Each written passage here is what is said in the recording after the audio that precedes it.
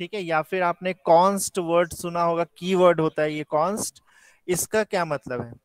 देखो, सुबह मैंने आपसे क्या कहा था कि अगर आपने एक वेरिएबल डिक्लेयर किया है, मान लो इंट एक्स नाम से, और इस वेरिएबल में आपने 10 स्टोर करा दिया, ठीक है, कर सकते हो आसानी से, कोई दिक्कत नहीं है।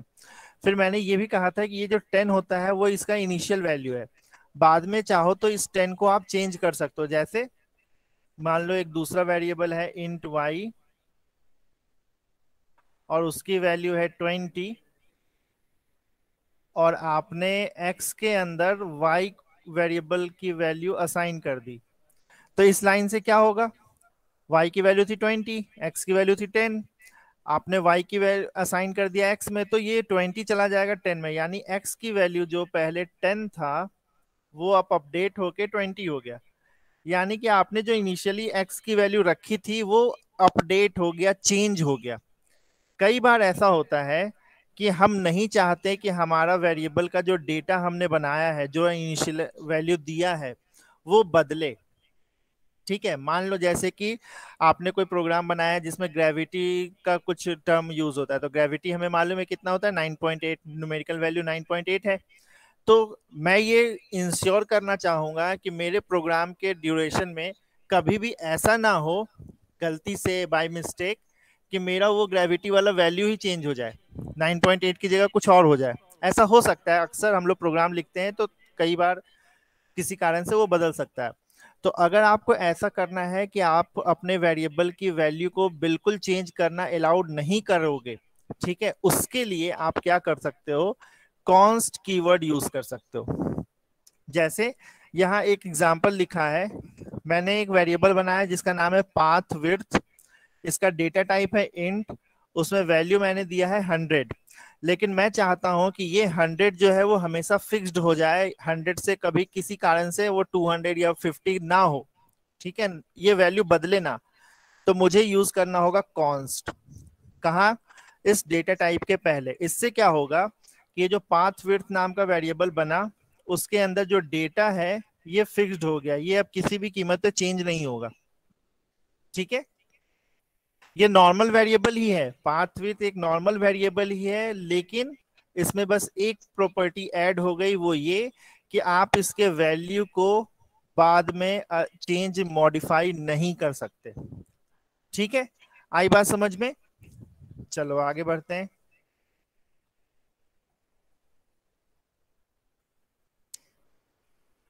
अब जो अगला टॉपिक है अपना, वो है ऑपरेटर्स। आपने सुना होगा ऑपरेटर्स के बारे में, जो मैथमेटिकली अगर हम लोग देखें तो मैथमेटिक्स में भी हमारे पास ढेर सारे ऑपरेटर होते हैं। कौन कौन सा? एक प्लस ऑपरेटर होता है जो एडिशन का काम करता है, माइनस होता है, मल्टीप्लाई होता है, डिवाइड होता है ना। उसी तरह से एक असाइनमेंट ऑपरेटर मैंने अभी आप लोगों को इंट्रोड्यूस कर ही दिया है। तो इन ऑपरेटर्स के बारे में हम लोग पढ़ेंगे कि सी प्लस प्लस कौन कौन से ऑपरेटर को सपोर्ट करता है, हर एक ऑपरेटर की क्या काम है, और उसका ऑर्डर क्या होगा, उसमें प्रेफरेंस हम लोग चेक करेंगे, प्रेसिडेंस हम लोग चेक करेंगे। ठीक है, कि किसका प्रेसिडेंस ज्यादा है, प्रेसिडेंस मतलब किसकी प्रायोरिटी, किसकी वैल्यू ज्यादा है। ठीक है, जो सबसे पहला ऑपरेटर हमारे पास आता है वो है असाइनमेंट ऑपरेटर। इसको हम लोग बहुत फ्रिक्वेंटली यूज करते आए हैं पिछले 2-3 क्लासेस में, इसलिए मैं इसको पहले बता रहा हूँ। असाइनमेंट ऑपरेटर का काम क्या है? असाइनमेंट ऑपरेटर मतलब एक सिंगल इक्वल टू। ठीक है, इसको इक्वल टू मत पढ़ना, मैंने सुबह भी बताया था, ये इक्वल टू नहीं है, ये असाइनमेंट है सी लैंग्वेज या सी प्लस प्लस लैंग्वेज में। इस असाइनमेंट ऑपरेटर का काम क्या होता है? इसके राइट हैंड साइड वाले वैल्यू को आर वैल्यू बोलते हैं, सॉरी कैपिटल आर होता है वो। इसके राइट हैंड साइड को हम लोग बोलते हैं आर वैल्यू, और लेफ्ट हैंड साइड वाले वैल्यू को हम लोग बोलते हैं एल वैल्यू। ठीक है, कई बार ये एक एरर भी आता है एल वैल्यू और आर वैल्यू से रिलेटेड, इसलिए मैं इसका नाम बता दे रहा हूं आपको। एल वैल्यू और आर वैल्यू, स्पेलिंग पे मत जाना है ना, ये ए है। ठीक है, तो असाइनमेंट के राइट हैंड साइड में आर वैल्यू होता है, लेफ्ट हैंड साइड में एल वैल्यू होता है। नॉर्मली राइट हैंड साइड के में जो है आप एक डेटा पास कर सकते हो, ठीक है, या फिर आप किसी वेरिएबल का नाम भी पास आउट कर सकते हो। ठीक है, स्ट्रिंग्स के केस में यहाँ पे स्ट्रिंग्स भी आ सकता है ना। तो इस साइड में जो है वो डेटा है जिसपे हमें एक्चुअल में वर्क करना, जो हमारे लिए इंपॉर्टेंट है। लेफ्ट हैंड साइड में वो लिखेंगे हम जिसमें मुझे इसको स्टोर करना है। तो लेफ्ट हैंड साइड में क्या आएगा, वेरिएबल का नाम। जैसे एक एग्जांपल में यहाँ पे देखो लिखा है ए असाइनमेंट 5 सेमीकोलन। तो यहाँ पे 5 जो है वो है आर वैल्यू, स्मॉल लेटर्स में जो ए लिखा है वो है एल वैल्यू। आर वैल्यू जो है वो एक डेटा है, एक नंबर है इंटीजर टाइप का, वो असाइन हो रहा है या स्टोर हो रहा है कहाँ, ए नाम के एक वेरिएबल में। ठीक है, तो ए नाम का एक इंटीजर वेरिएबल बना रखा होगा प्रोग्राम में पहले कहीं हम लोगों ने, ये रहा ए, और अब हम उसमें 5 को स्टोर कर रहे हैं। ठीक है, सिमिलरली आप चाहो तो एक नंबर की जगह, एग्जैक्ट डेटा की जगह आप किसी वेरिएबल का नाम भी लिख सकते हो। जैसे दूसरे एग्जांपल में यहाँ पे लिखा है ए असाइनमेंट बी। यहाँ ए और बी जो है वो दोनों ही वेरिएबल हैं, और इसमें हम क्या कर रहे हैं, बी वेरिएबल का जो डेटा है वो कॉपी कर रहे हैं ए वेरिएबल में। ठीक है, इसमें आपको एक रूल याद रखना होगा कि असाइनमेंट ऑपरेटर जो है वो राइट से लेफ्ट की ओर काम करता है। मतलब राइट हैंड साइड को हम पहले प्रोसेस करेंगे, उसका जो भी आउटपुट होगा, जो भी रिजल्ट होगा, वो जाएगा लेफ्ट हैंड साइड में। ठीक है, ये मैं क्यों कह रहा हूं, वो मैं इसलिए कह रहा हूं, एक सेकंड। जैसे मान लो अगर कहीं पे ऐसा लिखा है ए असाइनमेंट 5+3 मल्टीप्लाई बाई 2, ठीक है, डिवाइड को रहने ही देते हैं। ये भी हो सकता है, ये रहा हमारा आर वैल्यू, ये रहा हमारा एल वैल्यू। तो ये जो है ये प्लस का साइन है, ठीक है, ये प्लस है। तो सॉरी, ये असाइनमेंट ऑपरेटर जो है वो रूल कौन सा फॉलो करेगा, राइट टू लेफ्ट का। इसका मतलब असाइनमेंट ऑपरेटर के राइट हैंड साइड में जो कुछ भी है आप पहले उसको इवेल्युएट करोगे। तो यहाँ पे अगर मैं देखूं तो राइट हैंड साइड में क्या है, एक अरिथमेटिक एक्सप्रेशन, इसमें क्या है 5+3 मल्टीप्लाई बाई 2। तो इसको इवेल्युएट करेंगे तो क्या हो जाएगा, आंसर मिलेगा हमें 11। ठीक है, तो ये जो 11 है अब जाकर के लेफ्ट हैंड साइड में के वेरिएबल में स्टोर होगा। आई बात समझ में। इसलिए असाइनमेंट ऑपरेटर के लिए हम लोगों ने कहा है कि वो राइट से लेफ्ट की ओर रूल फॉलो करता है। मतलब राइट हैंड साइड पे को पहले इवेल्युएट करो, इसका जो भी आंसर है वो जाएगा लेफ्ट हैंड साइड के वेरिएबल में। ठीक है सर। हाँ सर 5+3 × 2 लिखे हैं सर, उसको अगर डिवाइडेड बाई 2 करना होगा तो कहाँ पे पुट करेंगे? बात वही है बेटा, आप तो ये तो मैथमेटिक्स का क्वेश्चन था, क्या लिख बोल रहे हो आप, 5+2 3 × 2 सर। एक बार फिर से बोलो एक्सप्रेशन, जो तुम शुरू से बोलो, क्या बोल रहे हो। सर 5+3 × 2। 5+3 multiply by 2।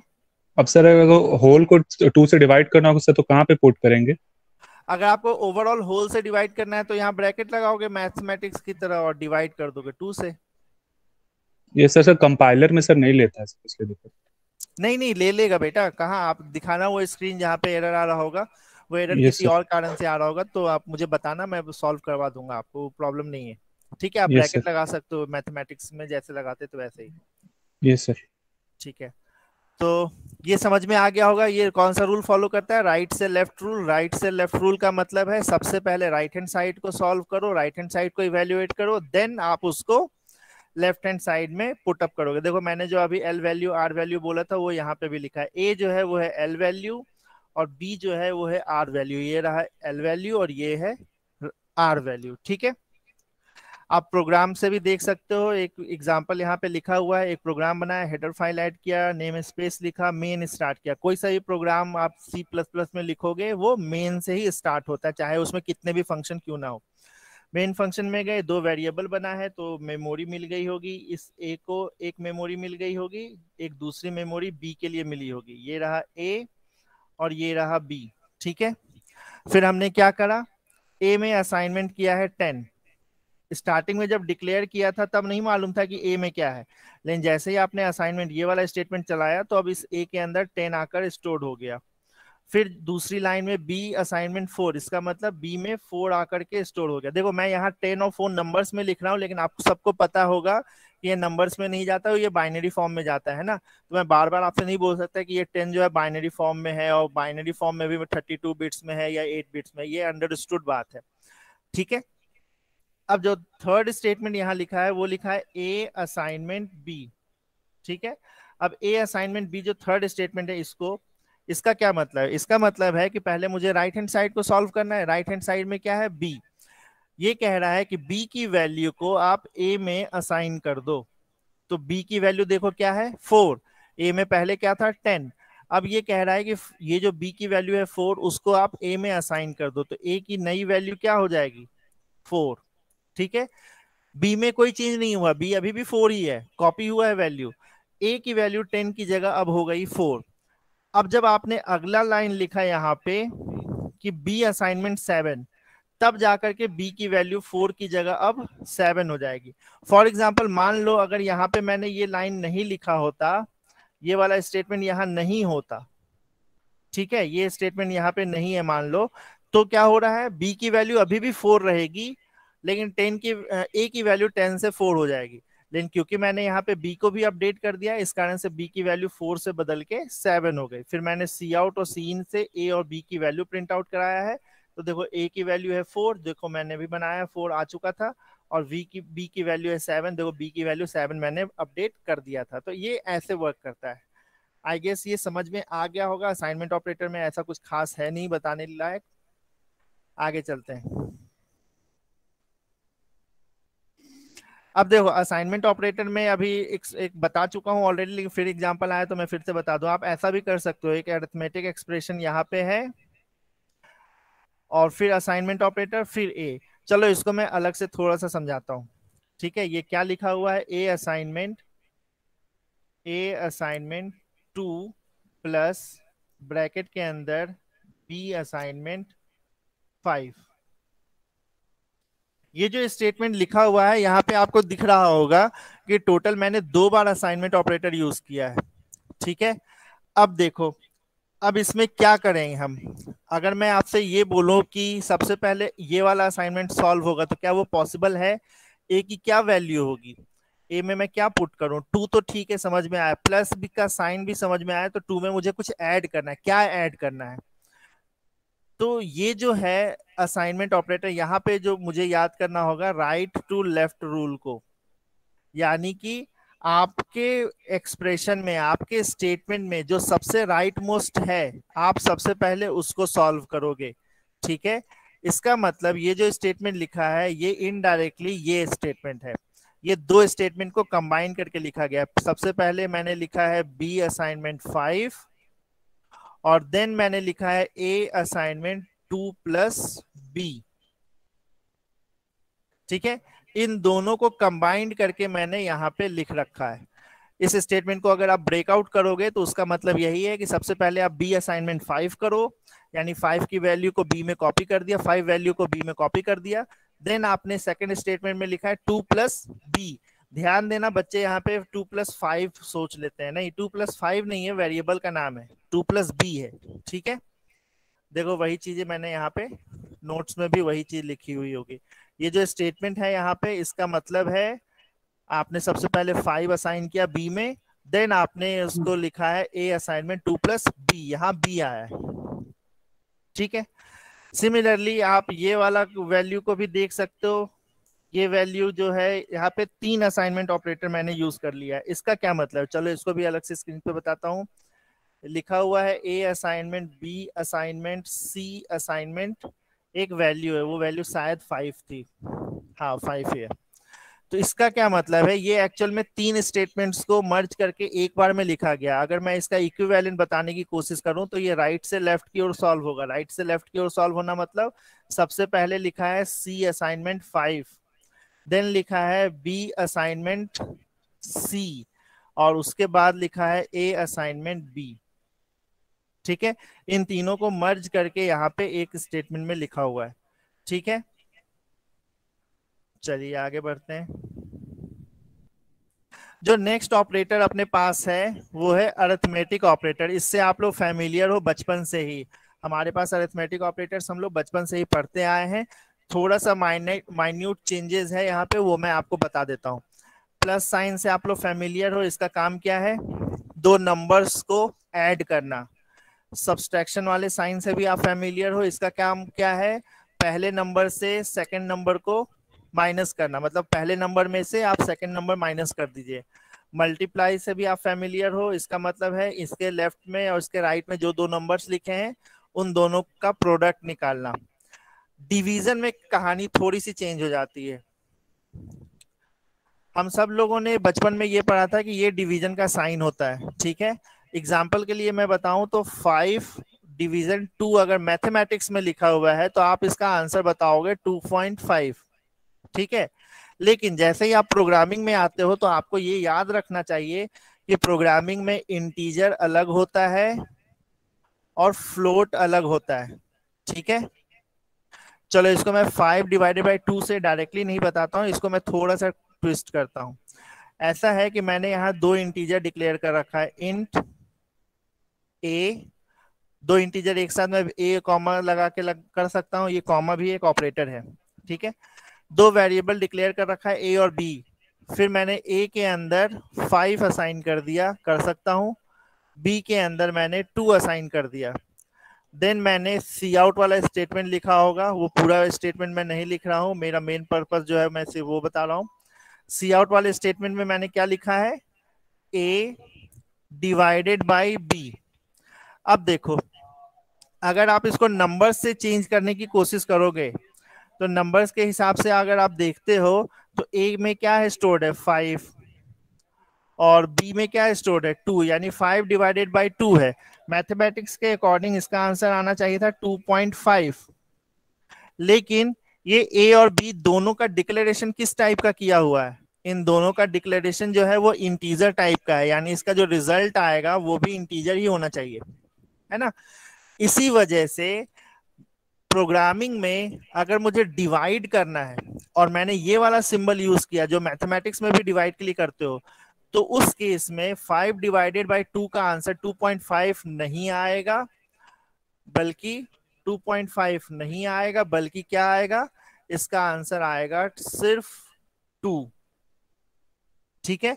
यानी प्रोग्रामिंग में ये डिवीजन ऑपरेटर जो है वो क्या करता है, ये सिर्फ और सिर्फ क्या बोलते हैं उसको, कंप्लीट नंबर देता है, फ्रैक्शनल पार्ट को इग्नोर कर देता है। Fractional part in the sense कि नंबर क्या था, फ्रैक्शनल पार्ट मतलब 2.5 है ना, ये आंसर है हमारा। तो इसमें 0.5 जो है ये है फ्रैक्शनल पार्ट। फ्रैक्शनल पार्ट को आप ड्रॉप कर दो और उसका जो पूरा कंप्लीट नंबर है वो वाला आंसर होगा, ठीक है। लेकिन अब आप बोलोगे सर ये तो हमारा रिजल्ट ही बिगाड़ देगा, आपने कहीं पे 5/2 कर दिया, मुझे 2.5 ही चाहिए, लेकिन उसने तो 2 लिख दिया है, तो मेरा आंसर ही गलत है। तो उस केस में, खास करके डिवीजन के केस में, आप जब डिक्लेयर करते हो तो वहां पे ध्यान देना कि आप किस टाइप का डेटा डिक्लेयर कर रहे हो, ठीक है। यहाँ पे अगर आपने फ्लोट डिक्लेयर किया हुआ होता तो वो दिक्कत नहीं आती। डेटा टाइप की वजह से ये दिक्कत आई, डेटा टाइप इंटीजर था तो रिजल्ट 2.5 हम वैसे भी स्टोर नहीं कर पाएंगे, वो क्या स्टोर करेगा, सिर्फ 2, क्योंकि इंटीजर हमें चाहिए, 0.5 वाले को इग्नोर कर देगा। लेकिन अगर डेटा टाइप आपने फ्लोट बदल दिया तो डिवीजन ऑपरेटर करोगे तो वो आंसर सही दे देगा। आई बात समझ में। तो डिवीजन ऑपरेटर काम क्या करता है, इंटीजर के केस में वो सिर्फ न्यूमेरिकल वैल्यू लेता है, फ्रैक्शनल पार्ट को इग्नोर कर देता है। अब आप अगर बोलोगे ये, अगर आप मुझसे ये पूछोगे कि सर ठीक है इसका एक अल्टरनेट बताइए, अल्टरनेट इन द सेंस कि अगला यहाँ पे ऑपरेटर देखोगे तो एक और ऑपरेटर लिखा है जो परसेंटेज के साइन की जैसा दिख रहा है, ये परसेंटेज का साइन नहीं होता बेटा, इसको बोलते हैं मॉडुलस ऑपरेटर, ठीक है, जिसको शॉर्ट में यहाँ मॉडुलो लिखा है, मॉडुलस ऑपरेटर। इस मॉडुलस ऑपरेटर का काम क्या है, जैसे 5/2 ये नंबर ही लेके चलते हैं, इसमें अगर आपने डिवीजन ऑपरेटर यूज किया तो ये आंसर क्या देगा आपको, 2। इसने क्या किया, 0.5 को ड्रॉप कर दिया, 0.5 को डिस्कार्ड कर दिया। लेकिन ये 0.5 भी मेरे लिए इंपॉर्टेंट है ना। अगर आप इस फ्रैक्शनल पार्ट को यूज करना चाहते हो तो आपको मॉडुलस ऑपरेटर यूज करना होगा। अगर आपने मॉडुलस ऑपरेटर जो कि परसेंटेज के साइन के जैसा दिखता है, अगर आपने उसको यूज किया, 5 मॉडुलस 2 कर दिया, मतलब मैं यहाँ पे ऐसा लिख दूं,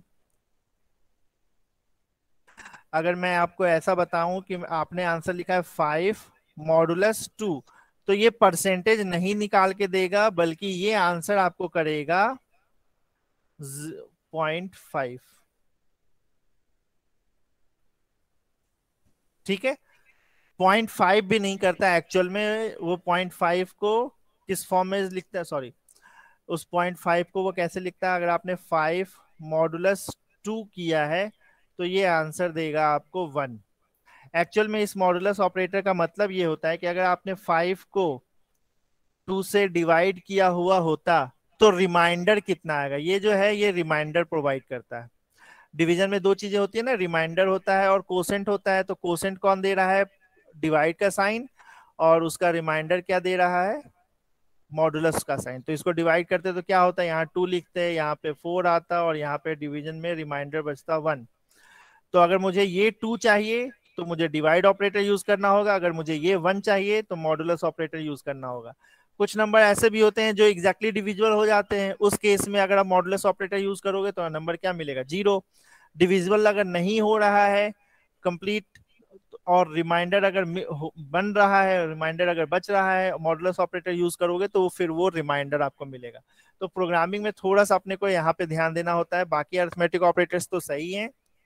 डिवीजन को 2 पार्ट में डिवाइड कर दिया, कोसेंट चाहिए तो डिवीजन ऑपरेटर यूज करो, और अगर आपको रिमाइंडर चाहिए तो मॉडुलस ऑपरेटर यूज करो। ठीक है, जैसे यहाँ एक एग्जांपल से लिखा है 11 डिवीजन 3 किया है, सॉरी मॉडुलस 3 किया है, तो 11 को आपने 3 से डिवाइड किया तो क्या आंसर आएगा, 339 होता है, बचेगा क्या, रिमाइंडर 2।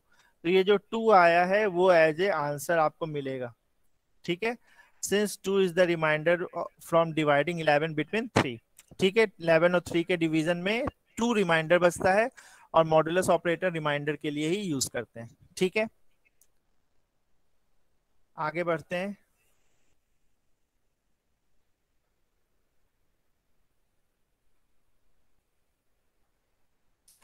जो अपना नेक्स्ट टॉपिक है यहाँ पे वह है कंपाउंड असाइनमेंट।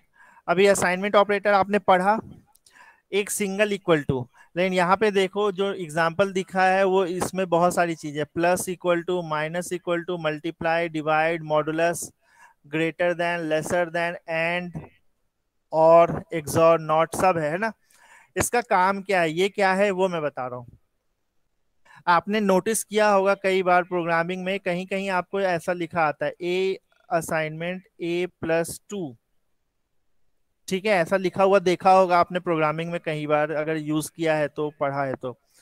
ये जो है यहाँ पे क्या हो रहा है, हम सबसे पहले नंबर को ऐड कर रहे हैं, और उसका जो भी आंसर हो रहा है उसको वापस उसी नंबर में स्टोर कर रहे हैं। ठीक है, तो यहाँ पे अगर ऐसा केस है कि आपने उस वेरिएबल के डेटा को पहले किसी नंबर में ऐड या मल्टीप्लाई कोई भी ऑपरेशन परफॉर्म किया, और उसका रिजल्ट को वापस उसी वेरिएबल में अगर स्टोर करना है, तो क्या कर सकते हो आप, उसको ऐसे ना लिख के आप इसको ऐसे भी लिख सकते हो। बस लिखने का तरीका है अलग, बाकी फंक्शनैलिटी दोनों की सेम ही है। ये जो सेकंड स्टेटमेंट मैंने लिख रखा है इसका काम, इसका मतलब ये वाला ही है। इसको अगर मैं समझाऊं अगर डिटेल में, तो मान लो ए की वैल्यू ऊपर में रही हो 5, ठीक है, तो हुआ क्या, वेरिएबल बना होगा ए, उसके अंदर 5 रहा होगा। ठीक है, ये ऑपरेटर असाइनमेंट का है। सबसे पहले राइट हैंड साइड सॉल्व होगा, राइट हैंड साइड में A+2, ए वेरिएबल का नाम है, वेरिएबल का नाम मतलब उसका डेटा, 5+2 करोगे तो आंसर मिलेगा 7, वो 7 वापस से स्टोर हो जाएगा ए में, यानी ए की वैल्यू 5 से बढ़ के इंक्रीज होकर के 7 हो जाएगी। इसी स्टेटमेंट को आप ऐसा भी लिख सकते हो।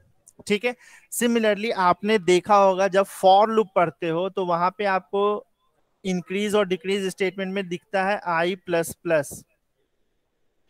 दिखता है। ये I++ जो है उसका मतलब क्या है, यहाँ पे एक्चुअली मैं बोल रहा हूँ I असाइनमेंट I+1। इस I+1 को हमने अलग तरीके से I++ कर दिया है। ठीक है, खैर वो जब ऑपरेटर फॉर पढ़ेंगे हम तो वहां पे एक बार आएगा। तो आप देख लो, यहाँ एग्जांपल से ही बता रहा हूं। जैसे अगर कहीं लिखा है वैल्यू प्लस असाइनमेंट इंक्रीज, इसका मतलब क्या है, वो ये लिख रहा है value assignment value plus increase. A minus equal assignment 5, इसका मतलब है वो कर रहा है ए माइनस 5। आप लोग इसको देख सकते हो, सब सेम ही है पहले जैसे। ठीक है, लिखने का तरीका बदला, बाकी सारे काम उसके वही होंगे।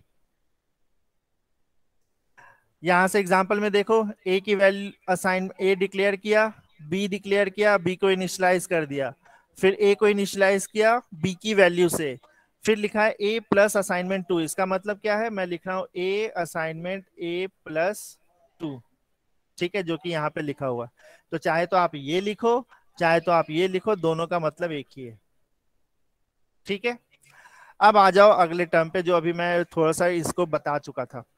ये एक और ऑपरेटर होता है जिसको बोलते हैं इंक्रीज ऑपरेटर या डिक्रीज ऑपरेटर, या फिर इंक्रीमेंट और डिक्रीमेंट ऑपरेटर। ठीक है, दोनों एक ही मतलब, इंक्रीमेंट या इंक्रीज बोलो या डिक्रीमेंट या डिक्रीज बोलो, दोनों एक ही बात है।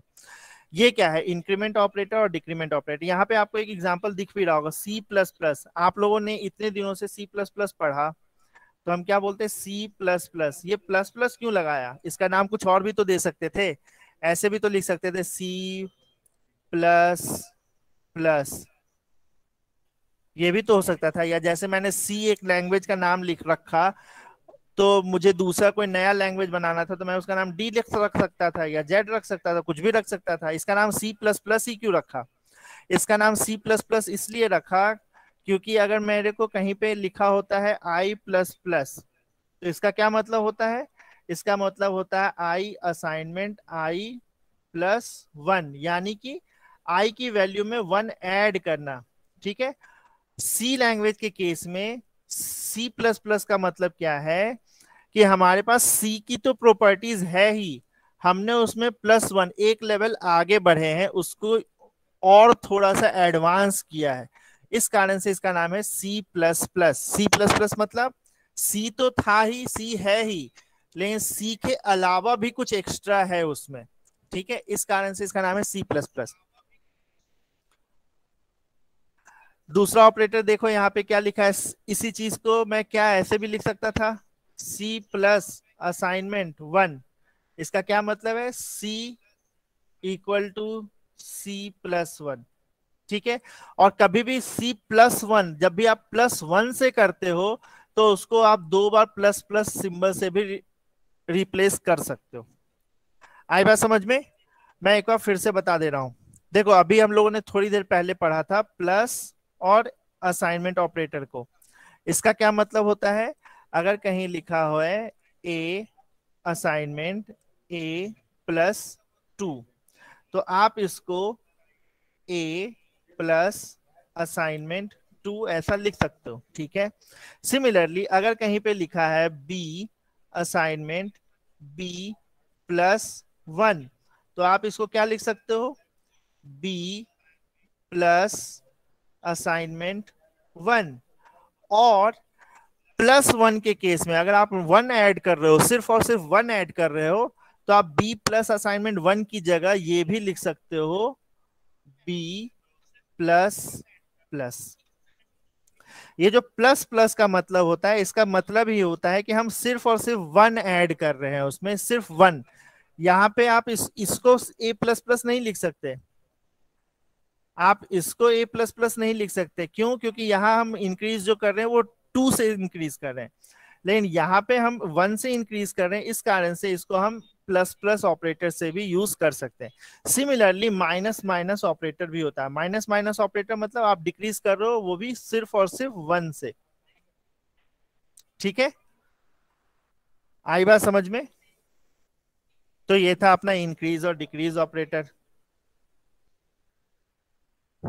ठीक है, यहाँ पे जब मैं फॉर लूप पढ़ाऊंगा ना, तो वहां पे एक और बार फिर से यहाँ पे आऊंगा मैं इस प्लस इंक्रीज और डिक्रीज ऑपरेटर के पास। क्यों? क्योंकि इसका थोड़ा सा यहाँ वहां यूज आएगा।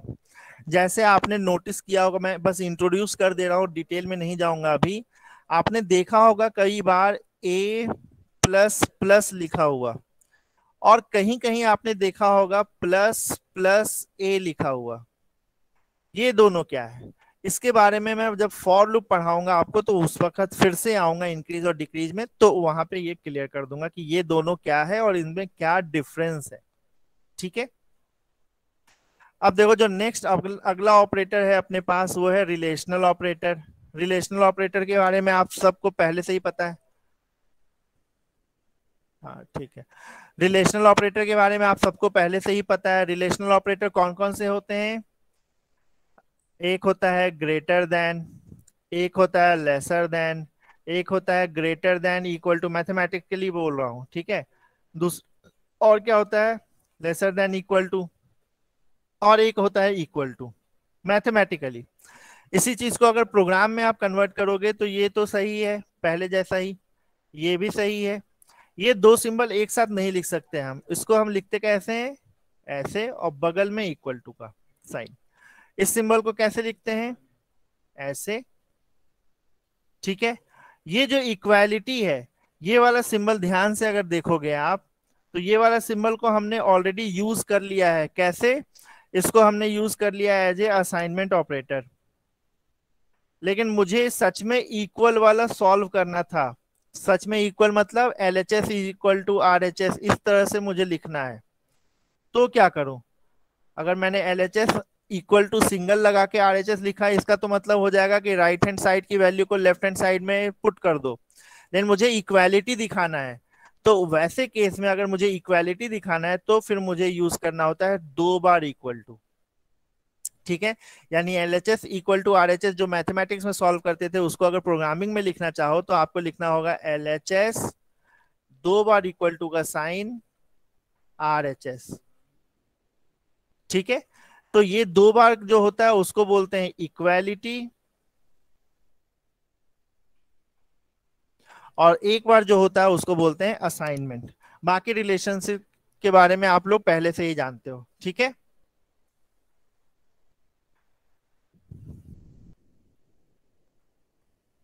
किसी को कोई डाउट आया है क्या यहाँ तक? ये इसमें कुछ है ही नहीं बेटा जो अलग से बताया जाए। देखो उसी को यहाँ पे मेंशन करके लिख दिया, ये इक्वल टू है, ये अच्छा नॉट इक्वल टू नहीं बताया था। खैर इस पे मैं, चलो इसको मैं बताता हूँ अभी।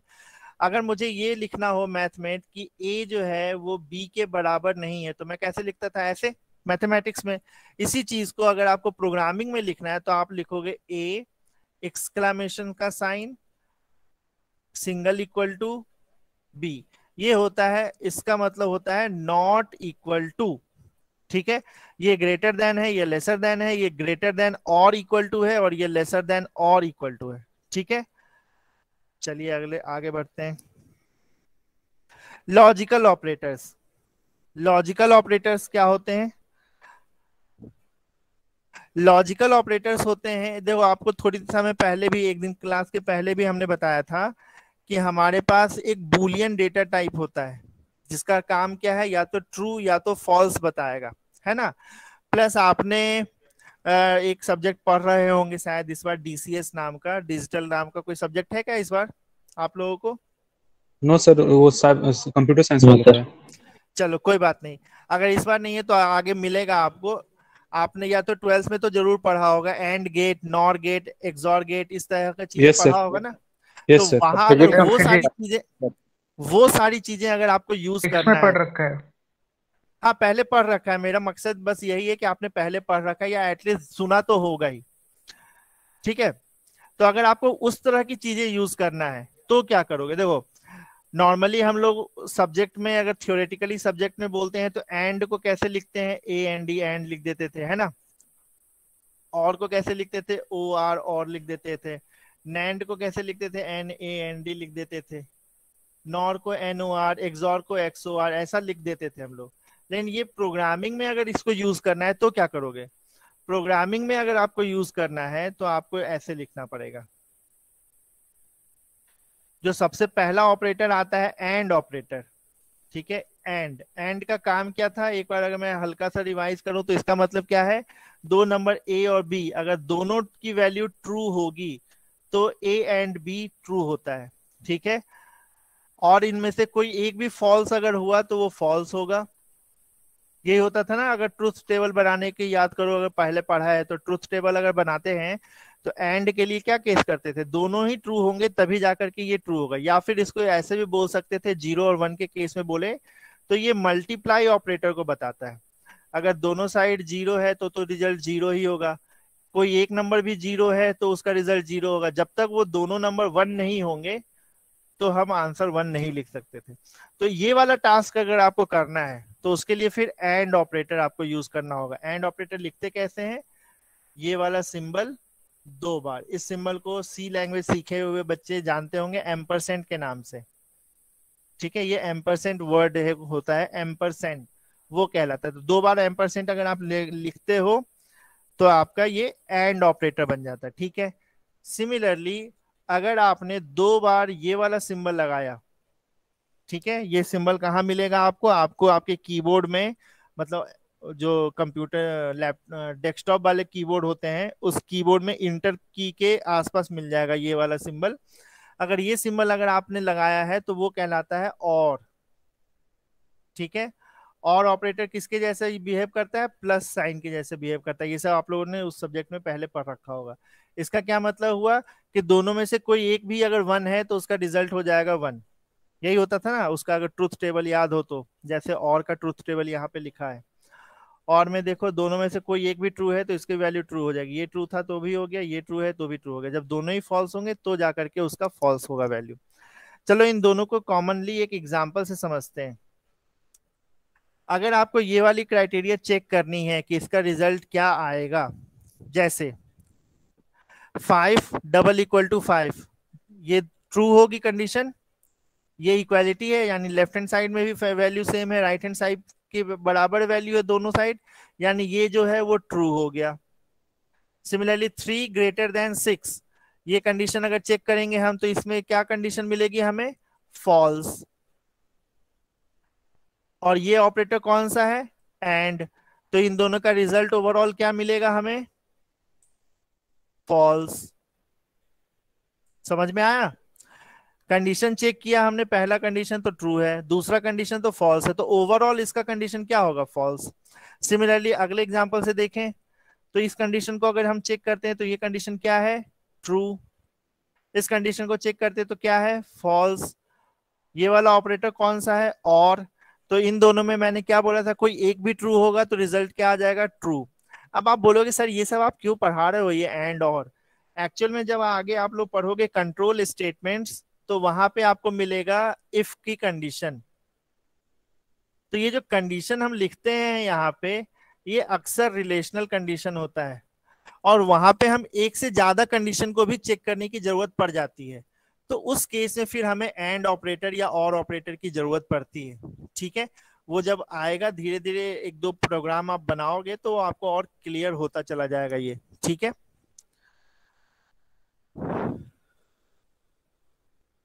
अब ये जो कंडीशनल ऑपरेटर है ना, इस कंडीशनल ऑपरेटर को एक्चुअल में जब हम इफ कंडीशन पढ़ाते तब बताना चाहिए था, लेकिन ये यहाँ नोट्स में लिखा है तो चलो मैं आपको यहीं पे बता देता हूँ। अभी थोड़ी समय में आप लोग पढ़ोगे एक दो क्लास के अंदर इफ के बारे में। इफ क्या होती है, हमें एक कंडीशन चेक करना होता है, यहाँ पे जो लिखा होगा कंडीशन वो चेक करना होगा। तो किसी भी कंडीशन की 2 वैल्यू हो सकती है, या तो ट्रू होगा वो कंडीशन या तो वो कंडीशन फॉल्स होगा, इसके अलावा और कोई दूसरी वैल्यू हो नहीं सकती। तो इफ के केस में क्या होता है, अगर ये कंडीशन ट्रू होती है तो हमें कोई एक पर्टिकुलर टास्क करना होता है, और अगर ये कंडीशन फॉल्स होती है तो हमें कोई दूसरा टास्क करना होता है। ठीक है, तो हम उसको इफ और एल्स के फॉर्म में लिखते हैं, लेकिन आप चाहो तो इस चीज को ऐसे भी चेक लिख सकते हो,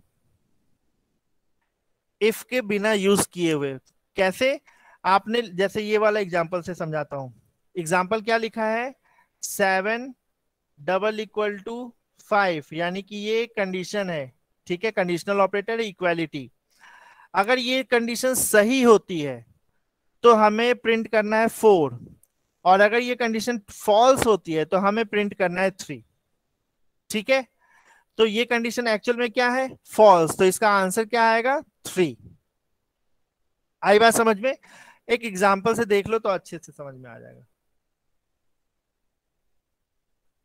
ये है एग्जांपल, यहाँ क्या किया, हेडर फाइल लगाया, नेम स्पेस लगाया, मेन लिखा, 3 वेरिएबल डिक्लेयर किया A B C, तो ये रहा A ये रहा बी, ये रहा सी, ए बी सी। आपने ए में असाइन किया है 2 वैल्यू, तो यहाँ पे स्टोर हो गया 2। बी में असाइन किया है 7 वैल्यू, ठीक है 7। सी की वैल्यू हमने कैसे असाइन करने का सोचा, ये वाला। चलो मैं इसको बिल्कुल अलग से समझाता हूँ, है ना। क्या लिखा हुआ है वहां पे, C assignment A greater than B question mark A colon B, A colon B फिर सेमी कॉलन। यही स्टेटमेंट वहां लिखा हुआ था, ठीक है। अब देखो यहाँ पे आपको क्या क्या दिख रहे हैं। यहाँ पे आपको सबसे पहले तो ये वाला अगर बात करें तो ये है असाइनमेंट ऑपरेटर, ठीक है। इसकी बात करें तो ये है रिलेशनल ऑपरेटर, और ये वाले की बात करें और इसको, ये दोनों मिला के बनते हैं कंडीशनल, जो कि अभी हमारा टॉपिक है जो हम लोग अभी पढ़ रहे हैं, ठीक है। अब देखो असाइनमेंट ऑपरेटर का काम क्या है, सबसे पहले राइट हैंड साइड को इवेल्युएट करना है। राइट टू लेफ्ट वर्क करता है, तो राइट हैंड साइड पे फोकस करो। तो राइट हैंड साइड पे अगर आप फोकस करते हो तो राइट हैंड साइड में मेन चीज मेनली क्या लिखा हुआ है, राइट हैंड साइड पे आपको लिखा हुआ है ये स्टेटमेंट। और इस स्टेटमेंट का मतलब हमें एक कंडीशन चेक करनी है, और वो कंडीशन है ये, अगर ये कंडीशन ट्रू होता है तो आपको आउटपुट देना है, अगर ये कंडीशन ट्रू होता है तो आपको आउटपुट देना है ये वाला, अगर ये कंडीशन फॉल्स होता है तो आपको आउटपुट देना है ये वाला, ठीक है। अब देखो ए और बी की जो प्रोग्रामिंग में वैल्यू ले रखा था वो था 2 और 7। तो ए की वैल्यू है 2, बी की वैल्यू है 7। तो इसको अगर मैं रिप्लेस करूं तो क्या बोल होगा वो, 2 ग्रेटर देन 7। क्या ये कंडीशन सही है, अगर हाँ तो मुझे 2 आंसर करो, और अगर ना तो मुझे 7 आंसर करो, यही है ना। तो ये कंडीशन मुझे दिख रहा है कि ये कंडीशन फॉल्स है, ये कंडीशन फॉल्स है। तो फॉल्स के केस में मुझे क्या आंसर रिटर्न करेगा, ये जो कोलन है उसके बाद का आंसर, यानी कि 7। यानी ये जो ओवरऑल था हमारे पास, ये पूरा, इसका पूरा ओवरऑल आंसर मुझे क्या रिटर्न होकर के आया, 7। यानी कि मैंने ये स्टेटमेंट को इस तरह से ब्रेक कर दिया और अब यहाँ पे 7 आ रहा है। तो अब मैंने ये 7 कहाँ पुट कर दिया, असाइनमेंट ऑपरेटर की मदद से सी में। तो ये होता है कंडीशनल स्टेटमेंट। कंडीशनल को एक बार फिर से समझा देता हूं। कंडीशनल में दो चीजें होंगी, एक क्वेश्चन मार्क और एक कोलन। क्वेश्चन मार्क के पहले यहाँ पे एक कंडीशन होगा, इस कंडीशन के दो आउटपुट हो सकते हैं, ट्रू होने पे अलग आउटपुट, फॉल्स होने पे अलग आउटपुट। अगर ये कंडीशन ट्रू है तो यहाँ पे जो लिखा होगा वो रिटर्न होगा, अगर ये कंडीशन फॉल्स है तो यहाँ पे जो लिखा है वो रिटर्न होगा। आई बात समझ में। तो इसका एक चलो चेक कर लेते हैं। ये ग्रीन वाले को पढ़ना मत, ठीक है, मैं विश्वास करके पूछ रहा हूँ। जैसे यहाँ पे लिखा है 5 ग्रेटर देन 3 क्वेश्चन मार्क ए कोलन बी, इसका क्या मतलब हुआ, ये क्वेश्चन लिखा है 5 greater than 3 question mark A colon B. ये कंडीशन सबसे पहले चेक होगा, ये कंडीशन ट्रू है। कंडीशन ट्रू है तो क्या रिटर्न होता है, ए, यानी कि इसका आंसर क्या आ रहा होगा, ए। अगर यहाँ पे ग्रेटर देन की जगह स्मॉलर देन होता, ठीक है, अगर यहाँ पे ग्रेटर देन की जगह स्मॉलर देन होता, तब उस केस में आंसर आता बी, ठीक है।